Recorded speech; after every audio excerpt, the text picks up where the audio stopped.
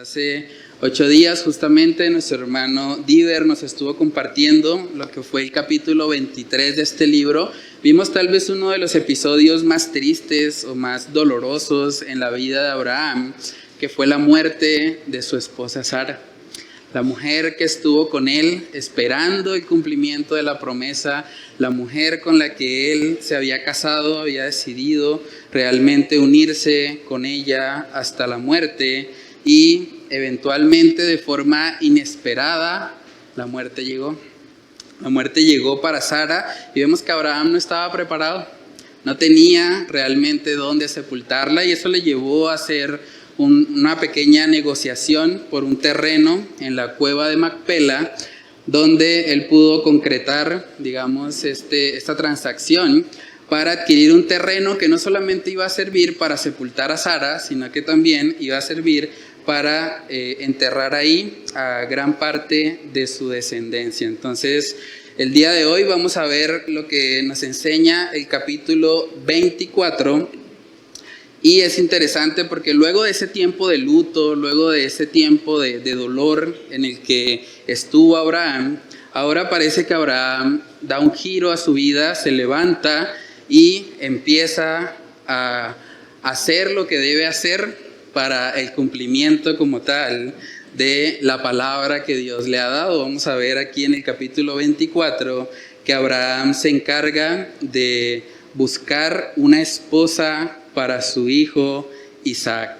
Abraham era consciente que él había recibido una promesa, y la promesa implicaba que por el linaje de Isaac vendría su descendencia. Vendría esas multitudes que el Señor le había prometido. Y cuando llegamos a un pasaje como este, sobre todo cuando lo leemos desde esta perspectiva occidental en la que estamos, inmediatamente viene a nuestra mente, pero ¿cómo así de que el papá está escogiendo a la esposa del hijo? Eso es como medio raro, ¿no? O sea, no le preguntaron a Isaac. Parece que fue Abraham la persona que se encargó de colocar los lineamientos para escoger la esposa de Isaac. Hermanos, y aunque eso nos puede sonar extraño, sobre todo de este lado del mundo, esa ha sido la realidad de la historia humana por siglos. Estuve leyendo un poco acerca de eso y hasta el siglo XVIII, la forma predominante en que se llevaban a cabo los matrimonios era por medio de un arreglo familiar. Hasta el siglo XVIII era así. Realmente esa idea de que yo puedo escoger a la persona y que entro en una etapa de noviazgo que llaman algunos y luego decido si me caso o no, eso es algo muy moderno. Eso es algo realmente muy de la actualidad. Cuando nos vamos a cómo era en los tiempos bíblicos, incluso antes de la venida de nuestro Señor Jesucristo, como es esta historia de Abraham, podemos ver que existía lo que se conoce como matrimonios concertados. Matrimonios concertados implica que las familias de ambos candidatos al matrimonio van a hacer una especie de arreglo en la que ambos van a estar de acuerdo para que la unión como tal se lleve a cabo. Incluso en gran parte del Oriente todavía esto es una realidad. En países como la India, en todo lo que es la Europa occidental básicamente, ahí podemos encontrar ejemplos de matrimonios concertados. Sigue siendo todavía una metodología que se utiliza. Entonces vamos a estar mirando hoy algunos principios que podemos extraer acerca de este matrimonio concertado que Abraham va a hacer, o más bien que va a enviar a su criado de confianza para que él se encargue como tal de toda esta gestión. Pero todo esto, hermanos, nos apunta a ver la realidad y los principios que hay detrás de una institución tan importante y tan sagrada como es el matrimonio. Como decía nuestro hermano Yesid en el devocional, la segunda decisión más importante de nuestra vida es con quién nos vamos a casar. Por lo tanto, es fundamental poder pedirle al Señor que por medio de su palabra podamos extraer los principios que deben regir esa decisión. Es muy importante. Si bien no es que sea normativo esto que vamos a estudiar, no es que tiene que ser así, pues la realidad es que son principios que sí podemos aplicar y principios que van a ser de mucha ayuda para poder escoger una esposa, en el caso de los hombres, o las mujeres para poder escoger a un varón. Vamos a orar y a pedirle al Señor que Él nos ayude a poder comprender su palabra en esta mañana. Padre, te damos muchas gracias por este tiempo, gracias por permitirnos, Señor, llegar a este capítulo 24 del libro de Génesis. Ayúdanos, Señor, a ver los principios de sabiduría que están aquí. Ayúdanos, Señor, a pesar de que vivimos en una cultura totalmente diferente, incluso totalmente contraria a lo que vamos a estudiar, Padre, que podamos, por medio de tu Espíritu Santo, extraer los principios que debemos atesorar en nuestros corazones para esa decisión tan importante que es la decisión del matrimonio. Esa decisión que sabemos que tú la has instituido incluso desde antes de que el pecado entrara en el mundo. Oramos para que tú, Señor, seas glorificado por medio de la exposición de tu palabra. Te lo pedimos, Señor, en el nombre de Cristo Jesús. Amén y amén. Bueno, hermanos, un dato interesante es que Génesis capítulo 24 es el capítulo más largo de todo el libro de Génesis. Y eso es interesante porque cuando miramos, por ejemplo, el relato de la creación, vimos que todo el relato de la creación entera, todo lo que existe, se dio en un capítulo, en 31 versículos, ¿cierto? Pero ahora, cuando se habla de este tema de elegir a una esposa, vemos que el autor del libro de Génesis, Moisés, invierte 67 versículos para hablar acerca de esta realidad. Entonces parece que realmente era un tema muy importante. Moisés quería darnos muchos detalles acerca de cómo debería ser tomada esa decisión tan importante. Cómo se formó el universo, la creación. Bueno, habrá tiempo en la eternidad tal vez para conocer acerca de eso, pero ahora en nuestras vidas prácticas necesitamos escoger con sabiduría la persona que va a caminar con nosotros. Génesis capítulo 24, versículos del 1 en adelante, dice ahí: era Abraham ya viejo y bien avanzado en años, y Jehová había bendecido a Abraham en todo. Y dijo Abraham a un criado suyo, el más viejo de su casa, que era el que gobernaba en todo lo que tenía: pon ahora tu mano debajo de mi muslo, y te juramentaré por Jehová, Dios de los cielos y Dios de la tierra, que no tomarás para mi hijo mujer de las hijas de los cananeos, entre los cuales yo habito, sino que irás a mi tierra y a mi parentela, y tomarás mujer para mi hijo Isaac. El criado le respondió: quizá la mujer no quiera venir en pos de mí a esta tierra. ¿Volveré pues tu hijo a la tierra de donde saliste? Y Abraham le dijo: guárdate que no vuelvas a mi hijo allá. Jehová, Dios de los ejércitos, que me tomó de la casa de mi padre y de la tierra de mi parentela, y me habló y me juró diciendo: a tu descendencia daré esta tierra, él enviará su ángel delante de ti, y tú traerás de allá mujer para mi hijo. Y si la mujer no quisiere venir en pos de ti, serás libre de este juramento. Solamente que no vuelvas allá, mi hijo. Entonces el criado puso su mano debajo del muslo de Abraham, su señor, y le juró sobre este negocio. Entonces, hermanos, aquí podemos ver a un padre preocupado, a un padre siendo intencional en la búsqueda de la esposa para su hijo. Y es algo que, como les mencionaba, es algo que hemos perdido mucho en el tiempo, es algo que, sobre todo en esta cultura occidental, nos suena extraño, nos suena raro que un padre esté escogiendo o esté interviniendo de pronto en la elección de pareja de un hijo. Pero vemos, hermanos, que el actuar de Abraham fue un actuar sabio. Fue un actuar en el que él estaba ilustrando los principios que Dios ha establecido para la unión matrimonial. Es probable que en este contexto Abraham tendría aproximadamente 40 años.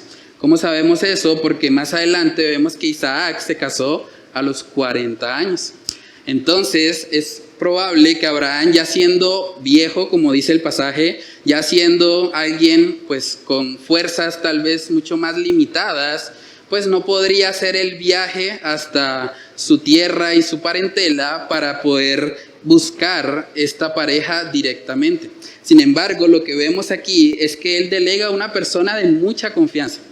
Algunos comentaristas entienden que probablemente este personaje sea Eliezer, el siervo que vimos en Génesis capítulo 15, cuando Abraham estaba dudando realmente acerca de la promesa del Señor y dijo, bueno, pues si no hay más nadie que me herede, pues me heredará este siervo Damaseno. Es probable que se trata de él, sin embargo la Biblia no lo dice puntualmente, entonces dejémoslo en que era un siervo. Era un siervo de mucha confianza, era un siervo avanzado de edad, probablemente conocía a Isaac desde su nacimiento. Lo había visto crecer, había visto su fe también, porque vimos cuando se dio la prueba sobre la vida de Abraham que Isaac, realmente él tenía la potestad, la fuerza, la juventud para haber salido corriendo y haber evitado eso. Pero parte de la fe que había en Isaac implicaba que estaba dispuesto a obedecer a Dios, aun si eso le costaba su propia vida. Entonces, este hombre, este siervo ya avanzado de edad, tuvo que desplazarse alrededor de 1000 kilómetros de distancia para llegar hasta la tierra de Abraham y buscar en ese lugar la que iba a ser la esposa de Isaac. Y por eso vemos que él, antes de comprometerse, fue un hombre sagaz. Antes de comprometerse, le dice, pero Abraham, y si ella no quiere venir, ¿tú sabes lo que son 1000 kilómetros de distancia?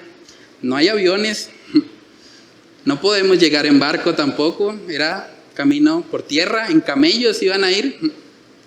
Más o menos en camellos se estimaría que estas personas durarían alrededor de un mes en ese trayecto. Entonces el siervo realmente quería asegurarse, pero Señor, ¿y si no puedo? ¿Y si no llega esa persona? Pero vemos que para Abraham era un asunto muy serio. De hecho, esa expresión que aparece ahí, debajo de mi muslo, hablando de que el siervo tocó a Abraham debajo de su muslo, probablemente es un eufemismo que hace referencia a la circuncisión. Hace referencia a que este siervo tocó los genitales de Abraham para poder sellar el pacto que estaba haciendo.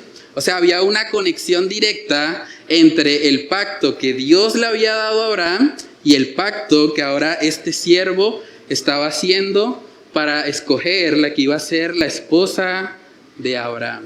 Entonces era un asunto bastante serio y Abraham lo tomó así. Nótese que Abraham aquí no da concesiones. Abraham no le dice, bueno, pues de pronto si los padres son cananeos y de pronto si ella pues nació en Canaán pero se crió allá, no, él dice, no, si es cananea no se puede. De esta tierra no la vas a tomar. Abraham conocía muy bien el pecado que había en Canaán y sabía que una mujer de ese lugar no iba a ser de bendición para su hijo, iba a ser un estorbo realmente en el cumplimiento de la promesa de Dios para Isaac.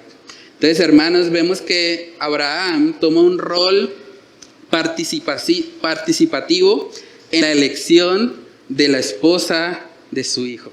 Por eso el primer punto que vamos a ver en esta mañana es precisamente que los padres deben involucrarse en la elección de pareja de sus hijos. Los padres deben involucrarse en la elección de pareja de sus hijos. Y usted me dirá, no, pero ¿cómo así? Ellos no tienen que escoger, son ellos. Pero eso no es asunto de ellos. ¿Saben que la Biblia lo dice? Vamos a verlo. Efesios capítulo 6. Efesios capítulo 6, vamos ahí. Efesios capítulo 6, versículo 4. Dice ahí la palabra: y vosotros, padres, no provoquéis a ira a vuestros hijos, sino criadlos en disciplina y amonestación del Señor. ¿Cómo lo deben criar los padres? En disciplina y amonestación del Señor. Eso quiere decir que el padre tiene la responsabilidad de criar a sus hijos conforme a lo que Dios ha dicho, no conforme a una cultura occidental que nos dice que cada quien puede decidir, que no te metas en la vida de tu hijo porque él es libre y él puede escoger a quien quiera y en últimas él es el que va a asumir las consecuencias. Sabes que en últimas la pareja que escoja tu hijo será la madre de tus nietos. O la pareja que escoja tu hija será el padre de tus nietos. Es muy importante. Debes involucrarte. Obviamente el padre no puede imponerle una pareja a su hijo, eso está mal. Los matrimonios forzados son un problema también muy grande, incluso matrimonios infantiles, cosas que están apartados totalmente de lo que vamos a estudiar hoy. Pero no podemos negar la importancia y la relevancia que tiene que los padres participen, que los padres puedan aconsejar. Si los padres no son quienes les están enseñando a sus hijos cómo escoger sabiamente una pareja, ¿quién lo va a hacer? ¿El mundo? El mundo le va a decir, escoge a la más guapa, escoge a la que se ve mejor, escoge a la que te hace sentir mejor. Y luego cuando ese hijo corriendo detrás del zarcillo se quede con el cerdo, ¿qué va a pasar? Luego cuando vaya detrás de esa mujer que le encantó físicamente, que le llamó muchísimo la atención, pero que no es piadosa, pero que no es temerosa de Dios, después vienen las consecuencias. Hermanos, es muy importante lo que Abraham está haciendo, aunque para muchos puede sonar demasiado duro, demasiado estricto. ¿Por qué no le pregunta a Isaac que está pasando por encima de sus derechos? Realmente lo que él está haciendo es salvaguardando el corazón de su hijo. Segunda de Corintios nos habla acerca de eso para que podamos ver también que es un principio que de hecho vemos en toda la Biblia, tanto en el Nuevo como en el Antiguo Testamento. Segunda de Corintios 6, versículos del 14 al 15, dice ahí la palabra: no os unáis en yugo desigual con los incrédulos. Porque ¿qué compañerismo tiene la justicia con la injusticia? ¿Y qué comunión la luz con las tinieblas? ¿Y qué concordia Cristo con Belial? ¿O qué parte el creyente con el incrédulo? Este pasaje es mucho más amplio que simplemente el matrimonio, pero también lo podemos aplicar en el matrimonio. Si bien es cierto, no deberíamos tener una relación muy cercana con personas incrédulas, porque eso eventualmente nos puede desviar en cuanto al cumplimiento de la voluntad de Dios, pero también debemos ser conscientes que en el matrimonio, que es una relación de yugo, por eso de ahí sale la palabra cónyuge, conyugo, de ahí es muy importante no unirse en yugo desigual. Y es lo que Abraham está haciendo. Por eso Abraham está siendo tan enfático con el siervo y le está diciendo, esto no es negociable, no vas a escoger una mujer cananea, punto. No hay concesiones al respecto. Lo siguiente que él le dice además es que debe ser de su tierra y de su parentela. Abraham era consciente de que su parentela había visto su proceso, había visto su caminar con el Señor. De hecho, es muy probable que Abraham les haya hablado acerca del Mesías prometido a sus familiares. Por lo tanto, cuando él coloca este requisito de que sea de su parentela, está buscando primordialmente que esa persona con la que Isaac se va a casar tenga la misma fe que mora en él. La misma fe que mora en él. De hecho, para que esa mujer aceptara, ¿recuerdan la pregunta del criado? La pregunta fue, pero ¿y si no quiere venir? ¿Qué hizo Abraham cuando Dios lo llamó de su tierra y de su parentela? Salió en fe, no sabía para dónde iba. ¿Qué se espera de este requisito que está poniendo aquí Abraham? Pues que la mujer que va a buscar este criado tenga esa misma fe, esté dispuesta a salir de su tierra y de su parentela, probablemente sin tener mucha seguridad de hacia dónde va o con quién se va a encontrar o quién va a ser su esposo. Deuteronomio capítulo 7, versículos del 1 al 4, dice ahí la palabra: cuando Jehová tu Dios te haya introducido en la tierra, en la cual entrarás para tomarla, y haya echado delante de ti a muchas naciones, al Eteo, al Gergeseo, al Amorreo, al Cananeo, al Fereceo, al Heveo y al Jebuseo, 7 naciones mayores y más poderosas que tú, y Jehová tu Dios las haya entregado delante de ti y las hayas derrotado, las destruirás del todo. No harás con ellas alianza, ni tendrás de ellas misericordia, y no emparentarás con ellas. No darás tu hijo a su hija, ni tomarás a su hija para tu hijo. Porque desviará tu hijo de en pos de mí, y servirán a dioses ajenos. Y el furor de Jehová se encenderá sobre vosotros, y te destruirá pronto. Entonces, hermanos, para Dios el matrimonio es un asunto muy serio, y no se debe hacer en yugo desigual, no se debe hacer con un incrédulo. En este mundo occidental, la mayoría de las personas ven el matrimonio como una oportunidad para tener gratificación personal, para alcanzar la felicidad. Y por eso los cuentos que nos enseñaron de niños terminaban diciendo, y se casaron y fueron felices para siempre, ¿cierto? Es como la idea occidental acerca del matrimonio. Pero realmente cuando Dios piensa en el matrimonio, no está pensando simplemente en una generación. No está pensando simplemente en que 2 personas sean felices y ya. Él está pensando en los descendientes. Por eso está hablando ahí. Si te unes con una mujer que no es temerosa de mí, que no es una mujer que conoce a Dios, el resultado es que las siguientes generaciones van a apostatar de la fe. Se van a apartar de lo que Dios ha establecido. Entonces el Señor había sido muy claro. Y es lo que Abraham está haciendo, incluso sin tener la ley y el Pentateuco todavía.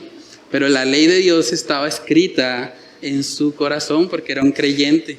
El mandato de Abraham tenía 2 aspectos que no eran negociables. El primero era que no fuese cananea, o en otras palabras, que no fuese incrédula. Y el siguiente era que fuese de la misma parentela de Abraham y que tuviera la misma fe que él. Eso implica no simplemente que fuera creyente, sino que fuese una creyente madura. Para estar dispuesta a salir de su tierra y de su parentela sin conocer a quién va a ser su futuro esposo, tenía que actuar en fe. Y es lo que Abraham está estableciendo. Y nótese que el énfasis de Abraham es que no es negociable, no hay concesiones al respecto. Ahora, trayendo eso a nuestro contexto actual, los padres que deben disciplinar y amonestar a sus hijos en el Señor, pues también deben decirle a sus hijos lo mismo. Deben decirles, no es negociable que te unas con una incrédula. Si lo haces, asumirás las consecuencias, pero no vas a contar con mi aprobación y no vas a contar con mi bendición. Porque está fuera de los lineamientos que Dios ha establecido. También el consejo de un padre a su hijo debe ser: busca una mujer piadosa, una mujer cristiana, una mujer que no simplemente vaya a la iglesia. Ir a la iglesia es fácil, cualquiera puede venir a la iglesia, puede venir a todos los cultos, puede aparentar piedad, pero hay que examinar que realmente haya madurez, que haya fruto de salvación. Aún siendo cristiano, una persona puede ser inapropiada para alguien. No se trata simplemente de que sea cristiano, se trata de que sea un cristiano creciente en su fe, un cristiano maduro. Hay cristianos que se comportan como niños espirituales, como los de Corinto, como los de Hebreos capítulo 5. Pero lo que realmente un padre debe aconsejar a su hijo es que busque una mujer temerosa de Dios, que realmente busque agradarle al Señor en todo. Primera de Juan capítulo 3, versículos del 9 al 10. Ahí vemos que hay un contraste muy marcado entre aquellos que conocen a Dios y aquellos que no. Primera de Juan 3, versículo 9 dice: todo aquel que es nacido de Dios no practica el pecado, porque la simiente de Dios permanece en él y no puede pecar porque es nacido de Dios. En esto se manifiestan los hijos de Dios y los hijos del diablo. Todo aquel que no hace justicia y que no ama a su hermano no es de Dios. 2 tipos de personas: hijos de Dios o hijos del diablo. Cuando una persona se une en matrimonio con alguien que no es creyente, básicamente se está convirtiendo en un yerno del diablo o en una nuera de Satanás. Imagínense, es un asunto bastante serio. Entonces, hermanos, si bien el matrimonio concertado no es que sea normativo, no es que sea obligatorio, que se tenga que hacer así, sí es importante que los padres puedan participar, incluso que haya consejeros en la vida de las personas que están pasando por esa etapa o por ese proceso. Dice en Proverbios capítulo 11, en el versículo 14, dice ahí la palabra de Dios: donde no hay dirección sabia, caerá el pueblo, mas en la multitud de consejeros hay seguridad. En la multitud de consejeros hay seguridad. Hermanos, personalmente yo le doy gracias a Dios por esta iglesia. Yo le doy gracias a Dios por la vida de mi pastor. Yo recuerdo cuando mi esposa llegó acá por primera vez a la congregación, yo llevaba un poco más de tiempo aquí. Y yo, antes de siquiera saber el número de ella, lo primero que hice fue hablar con el pastor. Le pregunté: ¿tú qué ves en ella? ¿Tú crees que es una cristiana madura en su fe? Porque no simplemente me interesaba tener a una persona que viene a la iglesia, eso es fácil, cualquiera puede hacerlo. Yo quería una mujer que estuviera apasionada por Dios, que no simplemente viniese a recibir y ya, a ser oidora, pero no hacedora de la palabra. Yo quería a alguien que realmente estuviese comprometido a servirle. Y por la gracia de Dios, el pastor primeramente me aconsejó. Fue la persona que me dio luz verde, me dijo: bueno, la conozco, hablé con ella, escuché su testimonio, creo que vas bien, puedes acercarte. Y eventualmente empecé a hablarle simplemente. O sea, antes de poder exponer mi corazón a lo que hubiese podido ser una amistad cercana, yo primero me aseguré de que las autoridades que Dios había puesto en mi vida, como mi pastor, como los hermanos en la fe, estuviesen de acuerdo. Que no fuese una persona de pronto que toda la iglesia dice: uy, hermano, ¿usted para dónde se está metiendo? ¿Qué problema? Y es importante eso, hermanos. Vivimos en una cultura muy individualista, en una cultura donde mucha gente simplemente no busca ayuda. Se creen los súper espirituales. Tal vez utilizan el título de pastor o me llaman pastor algunos, pero toman las decisiones como a ellos les parece. Entonces, en últimas, aunque me digan pastor, no estoy pastoreando sus vidas, porque cada uno está haciendo lo que bien le parece. Entonces es algo muy importante. Dios nos ha colocado en una iglesia, Dios nos ha rodeado de hermanos en la fe y podemos pedir consejo. En la multitud de consejeros hay sabiduría, sobre todo para una decisión tan importante como hemos estado hablando. La decisión del matrimonio es la segunda decisión más importante de nuestras vidas. Entonces, los padres que están aquí, déjenme preguntarles: ¿ustedes están siendo intencionales en guiar a sus hijos en la elección de la que va a ser la madre o el padre de sus nietos? ¿Están ustedes siendo intencionales en eso? La cultura nos dice: no te metas en la vida de él, déjalo, que él decida. Pero la palabra nos muestra otra cosa. Son los padres los que deben estar disciplinando y amonestando en el Señor, conforme a los lineamientos que Dios ha dado. Ahora, también aplica para los hijos. Los hijos tienen que estar abiertos a eso. Saben que parte de la influencia de este mundo es que también los hijos ocultan esas cosas. Muchos hijos simplemente dicen: no, yo voy a tener una relación, pero a escondidas.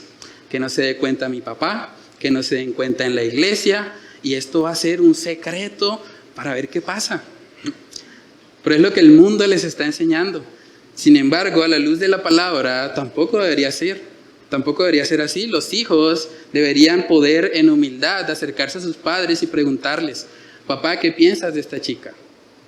Mamá, ¿qué piensas de ella? ¿Te parece una mujer cristiana creciente, una mujer madura en su fe? ¿O ves algunas falencias en su carácter? Porque muchas veces también cuando el hijo o la hija ya está involucrado sentimentalmente con una persona, se nubla totalmente y no ve los defectos, Simplemente ve todas las virtudes y empieza a hablar cosas hermosas y maravillosas. Pero es bueno buscar consejeros porque aquellos que no están involucrados sentimentalmente en el asunto nos van a dar una perspectiva mucho más sabia, mucho más neutral de lo que está pasando. En Proverbios capítulo 4 en el versículo 23, vemos que dice: sobre toda cosa guardada, guarda tu corazón, porque de él mana la vida. Hijos que están acá, solteros que están acá, guarden sus corazones. No anden exponiendo aquello que es de donde mana la vida, aquello que el Señor les ha regalado como un tesoro. Guárdenlo primeramente para Él, primeramente para Dios. Ese debe ser el deseo de cada soltero. Que su corazón esté tan escondido en Dios que la única forma en que alguien llegue ahí es que primeramente conozca al Señor Jesucristo. Dice ahí en Génesis capítulo 24, cuando ya sale este hombre con sus 10 camellos a hacer este largo recorrido de aproximadamente un mes. En el versículo 10 dice: y el criado tomó 10 camellos de los camellos de su señor y se fue, tomando toda clase de regalos escogidos de su señor, y puesto en camino llegó a Mesopotamia, a la ciudad de Nacor. Nacor era un hermano de Abraham, e hizo arrodillar los camellos fuera de la ciudad junto a un pozo de agua, a la hora de la tarde, la hora en que salen las doncellas por agua. Y dijo: oh Jehová, Dios de mi señor Abraham, dame, te ruego, el tener hoy buen encuentro, y haz misericordia con mi señor Abraham. He aquí, yo estoy junto a la fuente de agua, y las hijas de los varones de esta ciudad salen por agua. Sea pues, miren esta oración, que la doncella a quien yo dijere: baja tu cántaro, te ruego para que yo beba, y ella respondiere: bebe, y también daré de beber a tus camellos, que sea esta la que tú has destinado para tu siervo Isaac. Y en esto conoceré que habrás hecho misericordia con mi Señor. Aquí podemos ver ahora a este siervo comprometido. Y ese es el segundo punto en esta mañana. Personas sabias, comprometidas y neutrales son fundamentales en la elección de pareja. Personas sabias, personas neutrales que no estén involucradas sentimentalmente en el asunto, sino que nos puedan dar una visión objetiva acerca de esa persona. Y aquí vemos que este siervo, que probablemente conoció toda la vida a Isaac, ahora está orando de forma muy específica, pidiéndole al Señor que aquella que viniere y no solamente le diera de beber a él, sino que le diera de beber a los camellos. ¿Recuerdan cuántos camellos había ahí? 10 camellos.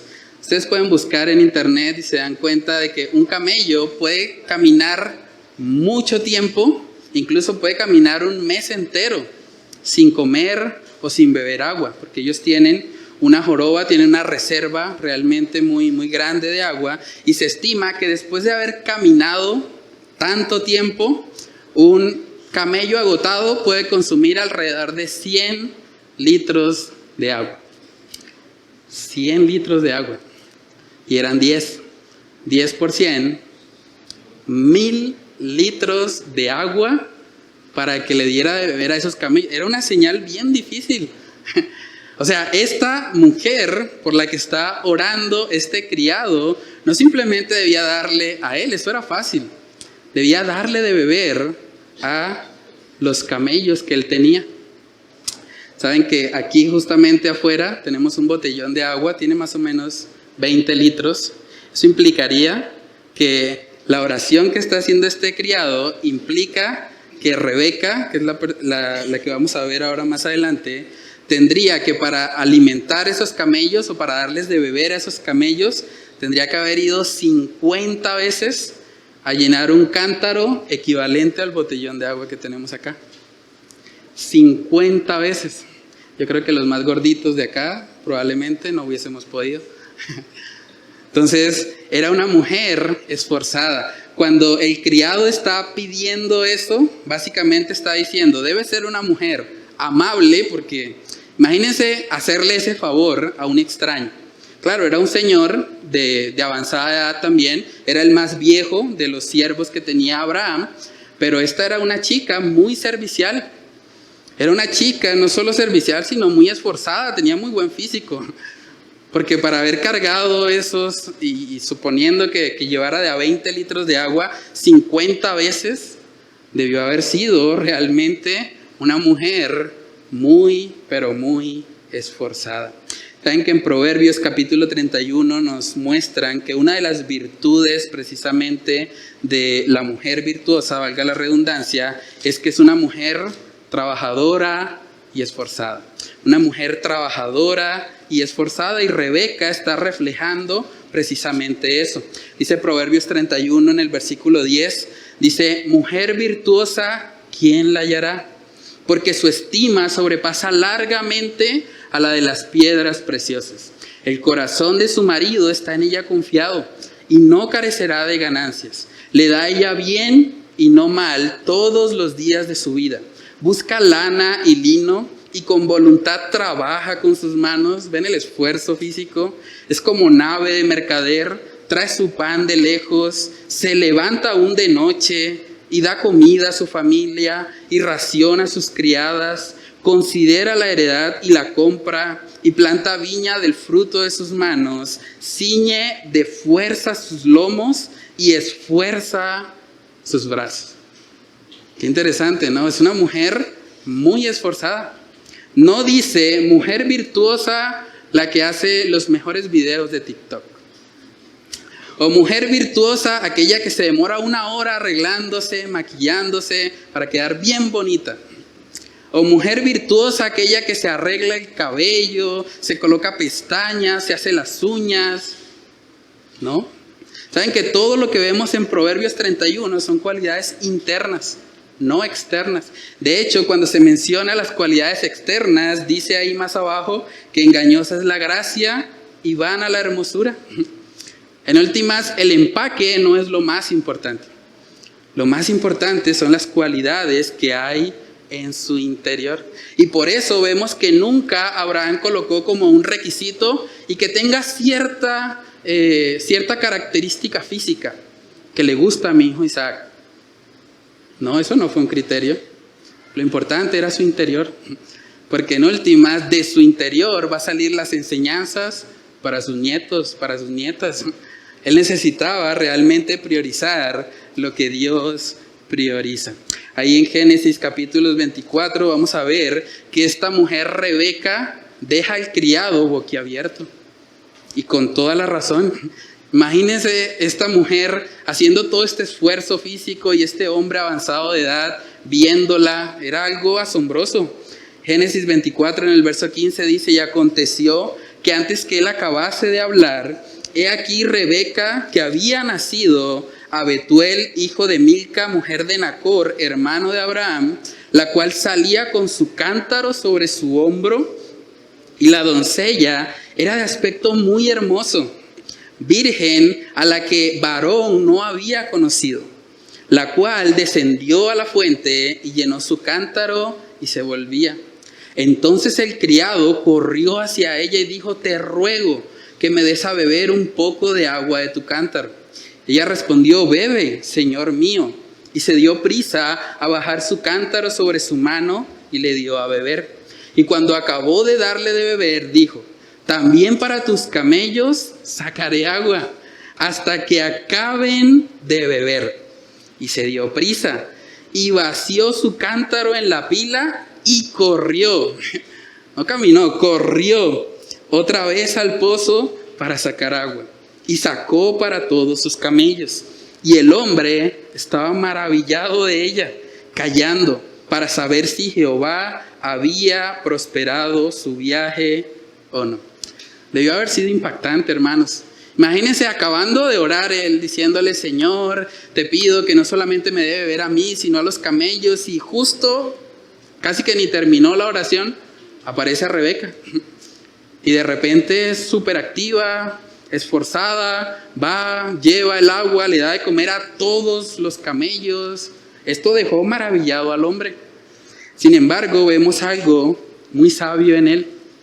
Y es que él no dijo, Eureka, la encontré, esta es, ya me devuelvo para contarle a Abraham que ya la encontré. No, fue un hombre sabio, fue un hombre prudente. Aunque vio que Rebeca, pues probablemente iba a ser la candidata, él, con mucha prudencia y con mucha sabiduría, supo manejar la situación.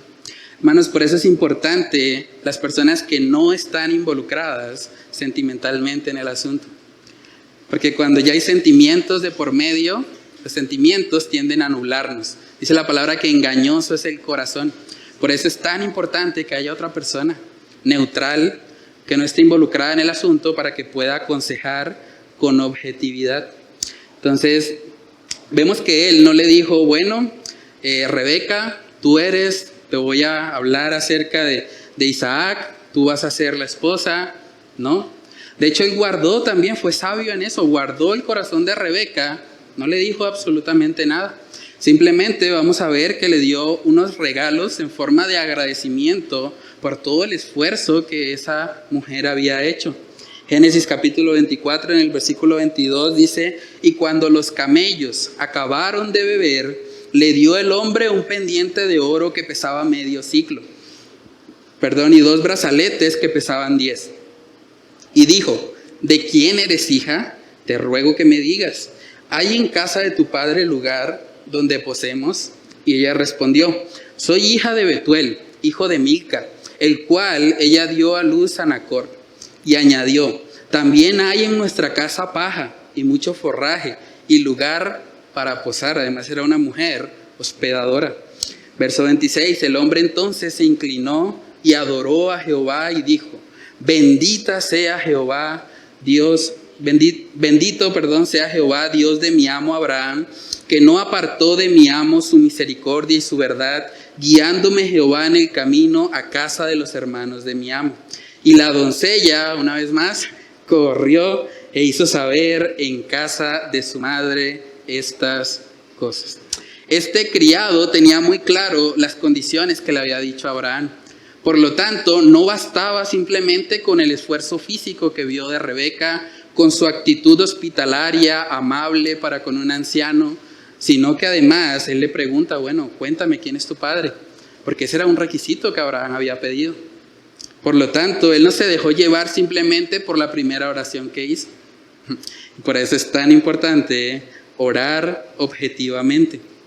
Entonces, en este punto ya básicamente él podía decir, listo, efectivamente es de la parentela de Abraham, porque era descendiente de Nacor, un hermano de Abraham, entonces ya cumplió el requisito. Pero una vez más, vemos que él decide actuar con prudencia. No le dice a Rebeca que viene para buscarla a ella para ser la esposa de Isaac. Él está esperando con prudencia porque él sabe que falta algo más. Y es el concepto de la familia de Rebeca. Entonces, hermanos, debemos tener cuidado también nosotros como cristianos. Aquellos que ya estamos casados, a veces cometemos el error de hablarle a los solteros cosas que les pueden generar falsas ilusiones o que les pueden desanimar. A veces pasa, sobre todo en el contexto de las iglesias, que alguien le dice a un soltero, bueno, hermano, pues ahí está la hermanita fulanita. Nadie se llama fulanita, ¿no? La hermana fulanita, qué bendición, qué mujer ama al Señor, impresionante. Usted debería como considerar, ¿no? Ore que Dios lo dirija.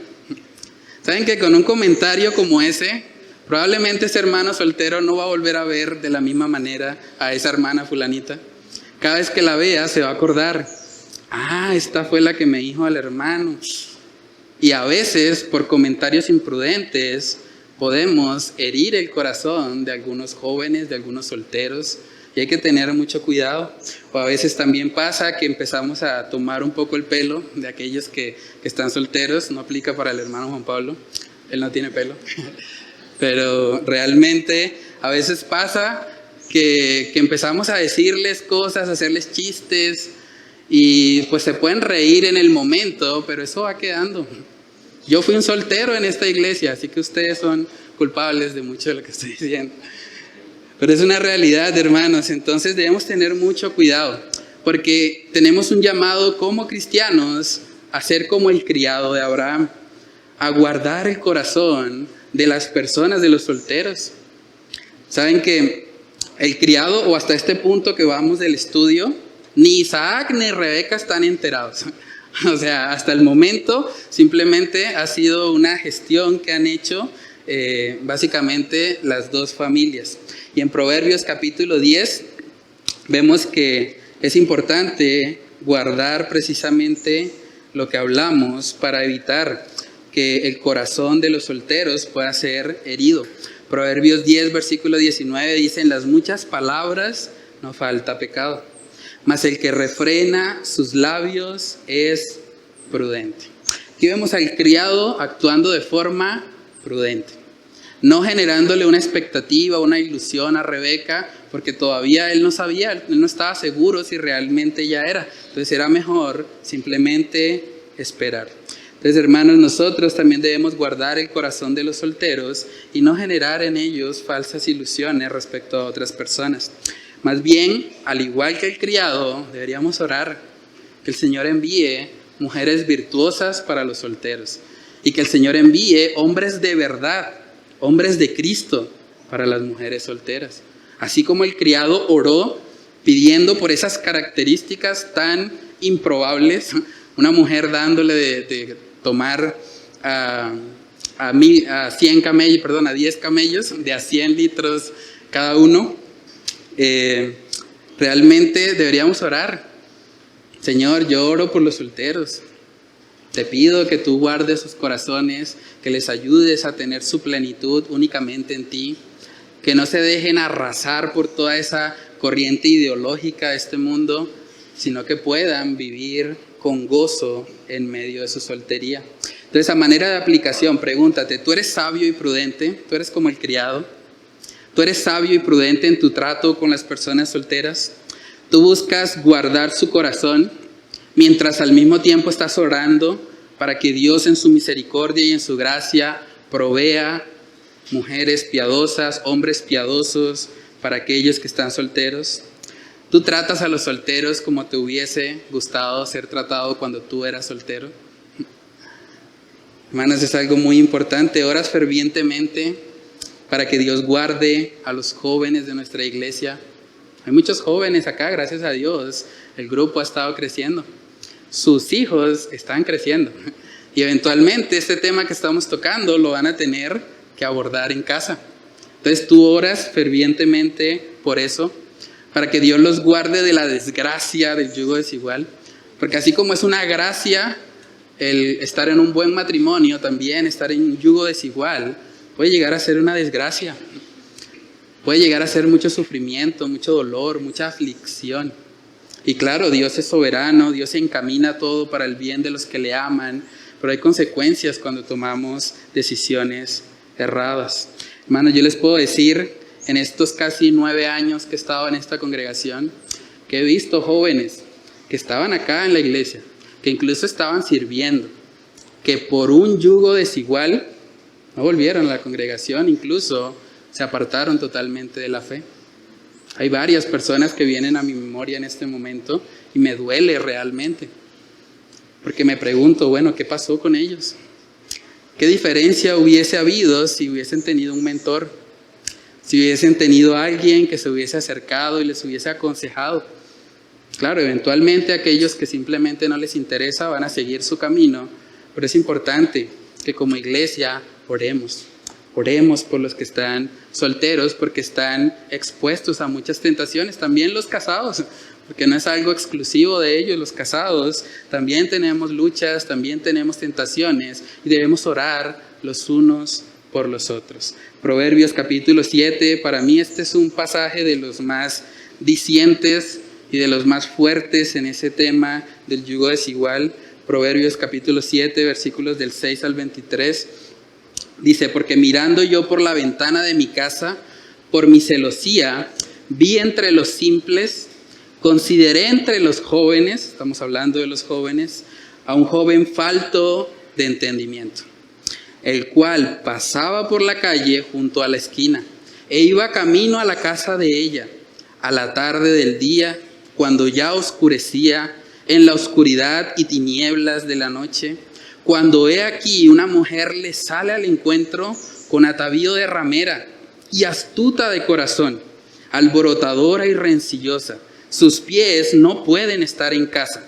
Unas veces está en la calle, otras veces en las plazas, acechando por todas las esquinas. Se asió de él y le besó. Con semblante descarado le dijo: sacrificios de paz había prometido. Hoy he pagado mis votos. Por tanto, he salido a encontrarte, buscando diligentemente tu rostro, y te he hallado. He adornado mi cama con colchas, recamadas con cordoncillo de Egipto. He perfumado mi cámara con mirra, aloes y canela. Ven, embriaguémonos de amores hasta la mañana. Alegrémonos en amores, porque el marido no está en casa, se ha ido a un largo viaje. La bolsa de dinero llevó en su mano. El día señalado volverá a su casa. Lo rindió con la suavidad de sus muchas palabras.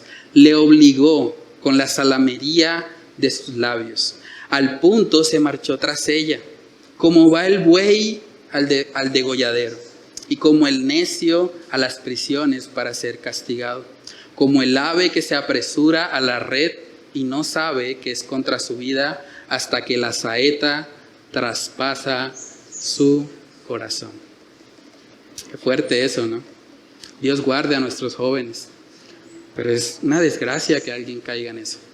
Y nótese que esta mujer ramera tiene apariencia de piedad. Miren lo que dice en el verso 14: sacrificios de paz había prometido, hoy he pagado mis votos. Apariencia de piedad. Este tipo de mujer podría incluso estar en una iglesia y podría presentarse como alguien muy espiritual que ha pagado sus votos, pero al mismo tiempo ser una mujer sensual, ser una mujer inmodesta que está buscando hacer tropezar a los jóvenes simples, a los jóvenes sin entendimiento. Entonces debemos orar, hermanos, que el Señor guarde a la juventud, que el Señor guarde a los solteros de caer en la desgracia del yugo desigual. Yo de verdad le doy gracias al Señor por la iglesia, porque aquí hay personas que me ayudaron en mi proceso. Hay personas que estuvieron pendientes, personas a quienes yo rendía cuentas, personas que me advertían de los peligros de una relación antes del matrimonio, y personas que el Señor usó para que me guardaran precisamente de pecar. Y ahora nosotros tenemos el llamado también como iglesia de dar de esa misma gracia, de apoyar a los solteros, de ser un sostén para sus vidas, de animarles, de ayudarles también a que no se desesperen. A veces empezamos a molestar y a hacer chistes y ellos empiezan a sentir algo de carga, de responsabilidad, a pensar como, bueno, ¿será que yo soy el problema? Pero tampoco eso está bien. Dios es soberano y Dios tiene un tiempo específico para cada persona. Entonces, hermanos, debemos pedirle al Señor que Él nos ayude a ser sabios en esta área, porque estamos viendo precisamente que por la gracia de Dios hay jóvenes en nuestra iglesia, por la gracia de Dios hay personas tal vez no tan jóvenes que están solteras, pero que el Señor precisamente necesita llenarles y guiarles. Dice Proverbios capítulo 19 en el versículo 14: la casa y las riquezas son herencia de los padres, mas de Jehová es la mujer prudente. Es de Jehová. Hay que buscarla en Él. Hay que pedir al Señor que sea Él el que nos conceda ese privilegio. Y no va a ser fácil, porque la palabra lo está diciendo, Proverbios 31, mujer virtuosa, ¿quién la hallará? Es difícil de encontrar, hay que esforzarse. También hay otro pasaje en Proverbios 20 que habla de los hombres y dice, hombres de verdad, ¿quién lo hallará? Es difícil encontrar un hombre piadoso, un hombre temeroso de Dios, un hombre que realmente cumpla con lo que el Señor ha establecido para los esposos, pero es posible. Es difícil, pero no es imposible. Y de la mano de Dios lo pueden hacer. Yo doy gracias a Dios por la vida de mi esposa. Ella tal vez no está aquí ahora, pero va a ver la transmisión, entonces ahí gano unos puntos. No, mentiras. Pero notes, hermanos, que el énfasis también de Génesis 24 no está en buscar una novia. Abraham no le dijo a su criado, ve y búscale una novia a Isaac. No, búscale una mujer, búscale una esposa. Los cristianos no deben buscar novias. Los cristianos buscan esposas. Y si en ese proceso hay algún problema, alguna dificultad, y antes de llegar al matrimonio deciden cortarlo, está bien. No es que sea un pecado eso. Pero la intención por la cual tú te acercas a una persona del sexo opuesto debe ser el matrimonio. No debe ser simplemente un noviazgo. Vamos a probar, vamos a conocernos, vamos a tentarnos prácticamente. Vamos a salir a solas sin que nadie se dé cuenta. Ese parámetro es básicamente del mundo. Eso no es lo que el Señor ha establecido. Génesis capítulo 24, en el versículo 29, vamos a ver ahora que se involucra la familia en el asunto, la familia de Rebeca. Génesis capítulo 24, versículo 29 dice, y Rebeca tenía un hermano que se llamaba Labán. ¿Les suena ese nombre? Este hombre, Labán, es el padre de Raquel y Lea. Es un tipo avaro. Es un tipo que hizo que Jacob trabajara el doble para poder conseguir a Raquel como esposa. Y aquí vemos una evidencia de que era avaro en su corazón. Dice ahí, y Rebeca tenía un hermano que se llamaba Labán, el cual corrió afuera hacia el hombre a la fuente, y cuando vio el pendiente, miren lo que vio, ¿no? El pendiente y los brazaletes en las manos de su hermana, que decía, así me habló aquel hombre, vino a él, y he aquí que estaba con los camellos junto a la fuente. Y le dijo, ven, bendito de Jehová, ¿por qué estás fuera? He preparado la casa y el lugar para los camellos. Entonces el hombre vino a casa y Labán desató los camellos y les dio paja y forraje y agua para lavar los pies de él y los pies de los hombres que con él venían. Aquí podemos ver la avaricia del hermano de Rebeca. Yo creo que si hubiese podido, la hubiese entregado de una vez, llévatela y dame toda esa riqueza. Porque estaba siendo movido precisamente por la codicia y estaba tratando de forma tal vez exacerbada a este criado. Pero algo muy interesante en el carácter del criado fue que él no se dejó comprar por eso. El criado, a pesar de que había recibido muchas atenciones, él se enfocó en el propósito, en la misión que él tenía que cumplir, porque había hecho juramento delante de Abraham. Dice ahí Génesis 24 en el verso 33, y le pusieron delante qué comer, mas él dijo, no comeré hasta que haya dicho mi mensaje. Y él le dijo, habla. Prefería dar primero su mensaje a satisfacerse él mismo. Esto nos habla de un carácter piadoso. Verso 34, entonces dijo, yo soy criado de Abraham. Y ahora empieza a recapitular. Y Jehová ha bendecido mucho a mi amo, y él se ha engrandecido, y le ha dado ovejas y vacas, plata y oro, siervos y siervas, camellos y asnos. Y Sara, mujer de mi amo, dio a luz en su vejez un hijo a mi señor, quien le ha dado a él todo cuanto tiene. Y mi amo me hizo jurar diciendo, no tomarás para mi hijo mujer de las hijas de los cananeos, en cuya tierra habito, sino que irás a la casa de mi padre y a mi parentela, y tomarás mujer para mí. Y yo dije, quizá la mujer no querrá seguirme.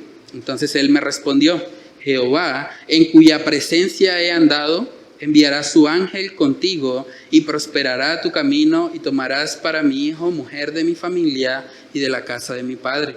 Entonces serás libre de mi juramento.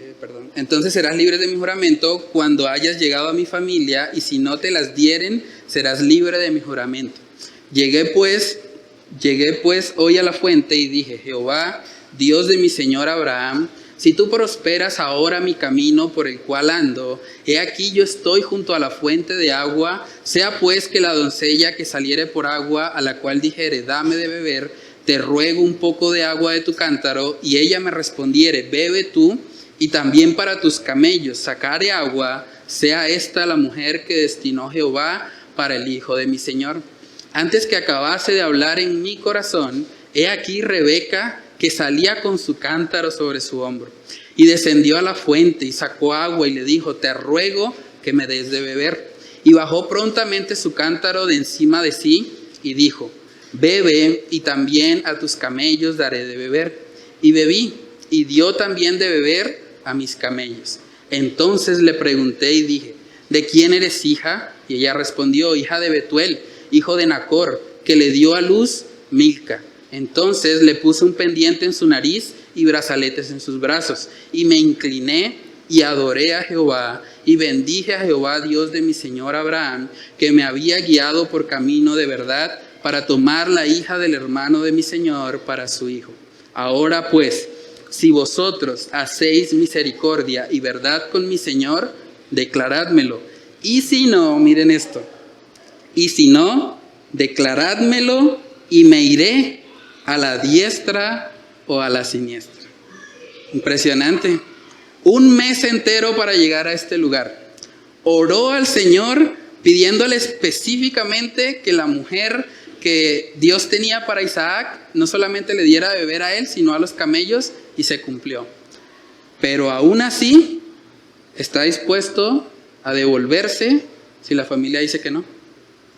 Si la familia de Rebeca le dice al criado, lo siento, ella no va para allá, este criado estaba dispuesto a sujetarse. Porque él sabía que si realmente era la voluntad de Dios, no debía haber problemas. Era importante la aprobación familiar. ¿Saben que es algo que se ha perdido mucho en nuestra cultura? El tercer y último punto es que la aprobación final de la familia es importante. La aprobación final de la familia es importante. Porque en últimas no solamente se casan dos individuos, se casan dos familias hasta cierto punto. Hay una unión donde eventualmente va a haber una relación, más allá de una simple amistad, porque es una relación familiar. Entonces era importante, tan importante que el criado estaba dispuesto a echar por la borda todo el esfuerzo que había hecho si la familia decía que no. Hermanos, hasta aquí hemos visto que se ha dado lo que se conoce como un matrimonio concertado. Un matrimonio concertado, están buscando la aprobación de las familias. Saben que aquellos que están en ese tiempo o en esa etapa de pronto de elegir a la que ha de ser su esposa, es importante que hablen con la familia. La familia debería estar al tanto, aun si no son creyentes.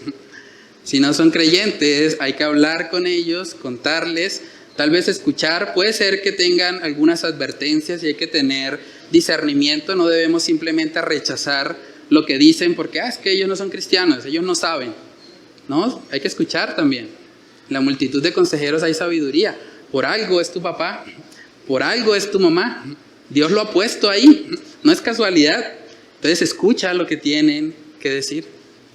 Es un aspecto muy importante y olvidado hoy en día en nuestra cultura occidental. Si seguimos leyendo ahí en el verso 50, vemos que dice, entonces Labán y Betuel respondieron, después de escuchar toda la historia del criado, respondieron y dijeron, de Jehová ha salido esto, no podemos hablarte malo ni bueno. He ahí Rebeca delante de ti, tómala y vete, y sea mujer del hijo de tu señor, como lo ha dicho Jehová. Cuando el criado de Abraham oyó sus palabras, se inclinó en tierra ante Jehová. Este fue el momento en que el criado ya estuvo seguro, ya no quedaba ninguna duda de que realmente Rebeca era la indicada, era la escogida de Dios para Isaac. Hermanos, ¿saben que parte del decálogo de los 10 mandamientos que vemos en Éxodo capítulo 20 dice que debemos honrar a padre y madre? Si la persona que usted está considerando para casarse quiere hacerlo a escondidas y no contarle a la familia, eso sería deshonrar a padre y madre, porque ellos son las personas que le dieron la vida. y debería informarles al menos de lo que está pasando, de su propia vida. Ahora, hay personas que no entienden eso. Yo recuerdo cuando hablé con mi suegra y le pedí la mano de mi esposa y ella dijo, pues sí, ¿por qué no? ¿Cuál es el problema? Ella bien santandereana. Pero era importante para mí que ella aprobara, que ella estuviese de acuerdo. Y debería ser importante para nosotros también, porque son familias realmente las que se están uniendo. Y hasta aquí, hermanos, hemos visto que ni Isaac ni Rebeca están enterados. Pero ya hay un criado gozoso, adorando al Señor por todo este proceso. Y esto es lo que se conoce como los matrimonios concertados. Y hay que diferenciar un matrimonio concertado de un matrimonio forzado. Los matrimonios forzados, de hecho, son un delito. No deberían existir. Pero cuando hablamos de un matrimonio concertado, hablamos de familias poniéndose de acuerdo, familias hablando acerca de las características de sus hijos y analizando la posibilidad de si es conveniente que se unan en matrimonio o no.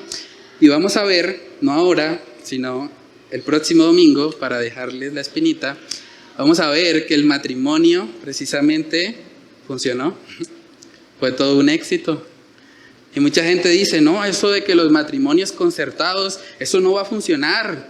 Eso es imposible si ni siquiera se conocen, si ni siquiera se saben los defectos el uno del otro, si ni siquiera se sabe si se atraen físicamente o no.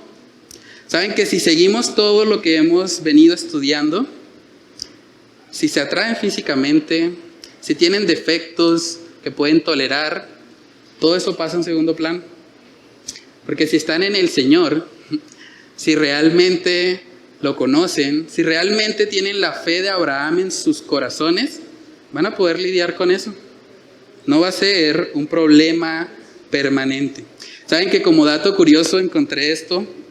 Hay un artículo en una revista secular, se llama Psychology Today, habla mucho acerca de psicología, hace un contraste entre lo que se denomina matrimonios enamorados o matrimonios autónomos, que es todo lo que vemos en Occidente, versus los matrimonios concertados.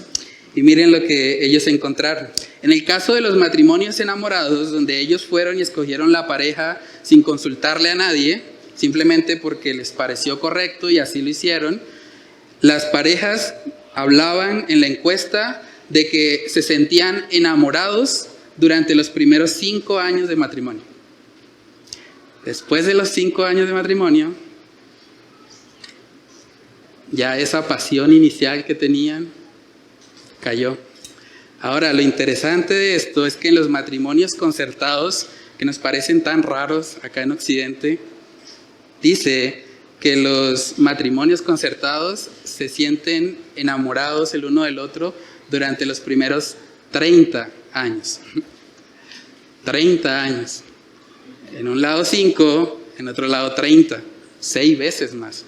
Ahora, con eso no quiero decir, valga la aclaración, que entonces ahora todos los matrimonios tienen que ser concertados y que las familias, no. Es simplemente un modelo que nos está mostrando la Escritura, de donde podemos extraer ciertos principios de sabiduría que nos ayudan en esta decisión tan importante. De hecho, la palabra no nos da una norma estricta o muy exacta acerca de cómo debe ser ese proceso, porque siempre el énfasis de Dios no está en la relación previa. El énfasis de Dios está en el matrimonio. ¿Qué debe buscar un hombre en su esposa? Una mujer que sea temerosa de Dios, una mujer virtuosa, una mujer que se sujete a Él, que se sujete a sus propias autoridades, porque si no se sujeta a sus padres, difícilmente se va a sujetar a su esposo.